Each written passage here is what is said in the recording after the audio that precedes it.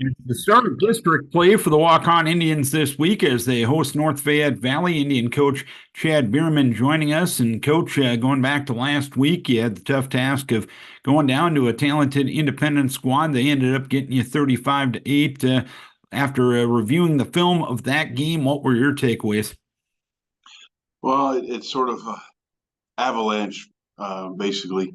We were 0-0 with them halfway through the second quarter.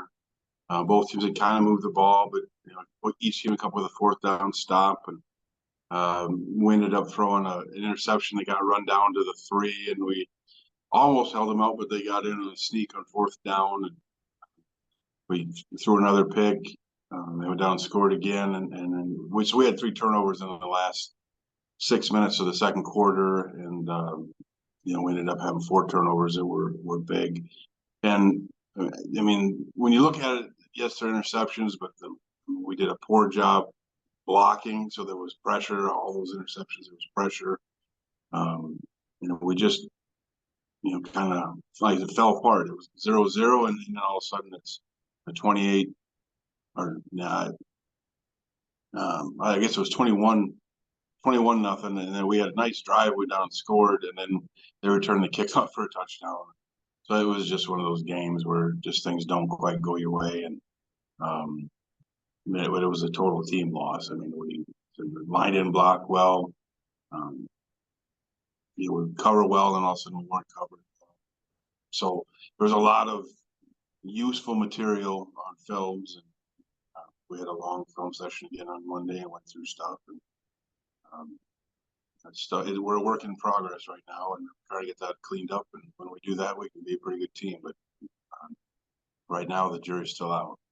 And through 3 weeks of the season right now, you've shown flashes of some really good things at times. Other times, not so much. Is it just striving for consistency in all matters of your game right now? I think so. I mean, we took a step back last week from what we had shown the week before, and we're not an explosive team, and we're not a team that can really recover well from mistakes. We're a team that if we are patient and take what's there, we can have success. But when we start to push, then we get into trouble. So it's just a team that needs to learn to be more patient and learns to be more consistent. We may run the same play 3 times, and we're going to block it 3 different ways. So until we can get on the same page, we're going to struggle.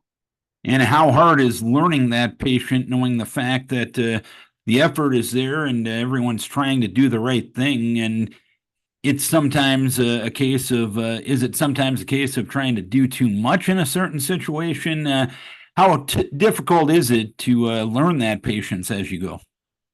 Well, I think that's part of it. When you feel stressed, tend to become less patient, Yeah. and then you start to push, and then, like I said, bad things will happen. So if you're trying to make a chunk play because you're down by a couple scores, or you try to break that run and end up fumbling, or just try to throw that extra block and leave a block on the line of scrimmage that wasn't quite done yet.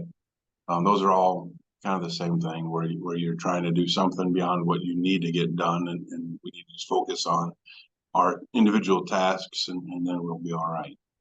But the nice thing about it, despite the 1-2 overall record, you're 0-0 in district play as you try to build towards postseason berth this week. Is that a selling point to the guys, and knowing the fact that, hey, if we can smooth out the rough edges right now, technically we're 0-0 for the playoffs? I think the challenging non-district schedule. I think the state kind of encourages that by not penalizing. You could be 0-3 and still go with the district title if you challenge yourselves against good competition. And we've got lots of teams in our district have done that, and so we did explain that to the kids, and we reminded them last year, because we were in the same situation last year, that it's all about what you do during district play. So that's also out ahead of us. And you're back home this week as North Fayette Valley comes to town, a team that's won a couple of games in a row. What are you expecting out of the Tiger Hawks come Friday night? They are, a veteran team. They've got a lot of seniors in this group. A lot of kids whose dads played for me back at Valley. So there's a lot of familiar names on there.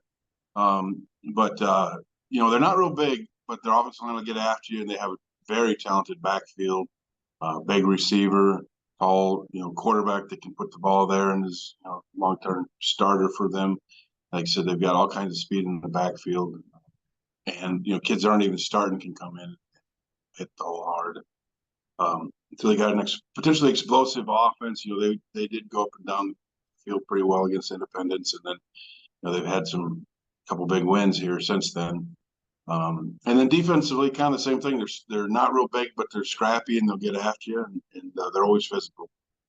All right, Coach. Hopefully you can get back on the winning track to start district play this week. Keep your guys healthy. We wish you best of luck. All right, thank you.